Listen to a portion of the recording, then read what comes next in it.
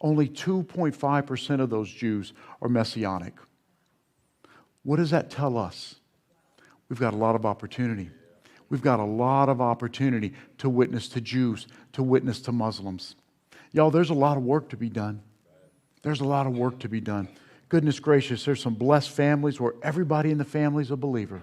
But it doesn't mean you get to pat the dust off your hands and sit back and enjoy Thanksgiving with a bunch of God's people. It means you got to rally the troop. You got to get up, you got to get out, and you got to find yourself some souls that are still facing the condemnation. There's a lot of opportunity for us. So, the Jews, they may have missed the Messiah, but it doesn't mean God doesn't love them.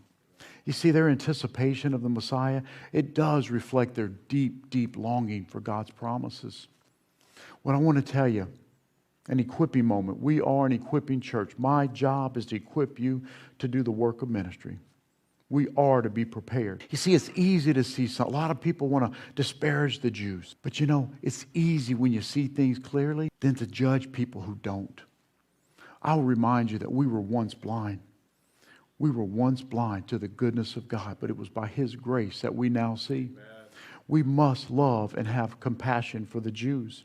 We must also share the gospel with them as well. You see, the Jews are still waiting for the temple to be rebuilt. And you're like, well, why are they doing that? Well, I want to tell you how committed they are. There's three primary organizations that are actively pursuing the rebuilding of the temple. The first is the Temple Institute. These actually exist today. They have created architectural plans. They have gathered materials. They have crafted sacred vessels and garments that are going to be used in the temple. There's the Temple Mount Faithful. They've actually constructed the cornerstone for the third temple. And they're creating some temple-related utensils. This is the level of anticipation, of expectation. You know, remember we talk about the Sanhedrin Council.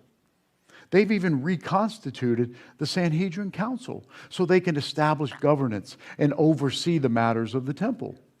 So we're not talking about people with a pie in the sky, head in the clouds type of wish and a hope. This is actively today going on.